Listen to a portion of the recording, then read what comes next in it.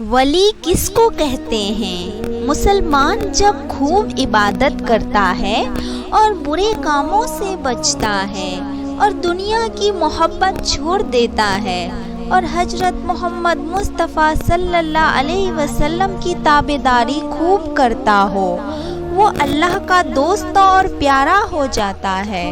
ایسے شخص کو ولی کہتے ہیں۔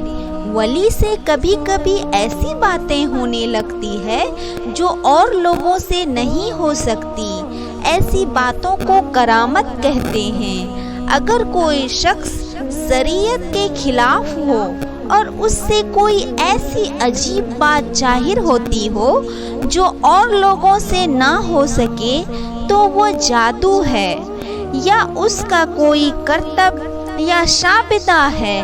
ایسے کرتب اور شعبدے تو کافر، جوگی وغیرہ بھی حاصل کر لیتے ہیں۔ ایسا شخص ولی نہیں ہو سکتا۔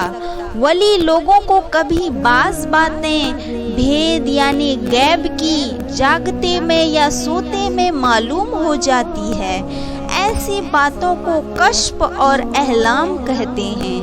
اگر وہ باتیں شریعت کے موافق ہو تو اچھی ہے، ورنہ شیطانی جال ہے۔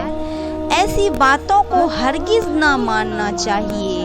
ولی لوگ دنیا میں اللہ تعالیٰ کے بڑے مقبول اور پیارے بندے ہوتے ہیں۔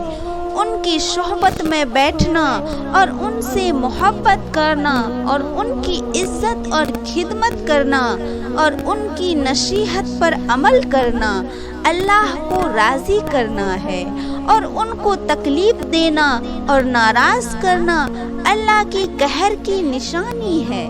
اور ایسی برکت والے بندے ہوتے ہیں کہ ان کی برکت سے بارش ہوتی ہے، اللہ تعالیٰ کا غصہ اور عذاب ٹل جاتا ہے، آفتیں اور مشکلیں دور ہو جاتی ہے، ان کی برکت سے دعائیں قبول ہوتی ہے، ان کو دیکھنے سے خدایا آ جاتا ہے۔ خوب یاد رکھو، جو شخص شریعت کے خلاف ہو وہ ہرگز ولی نہیں ہو سکتا ہے۔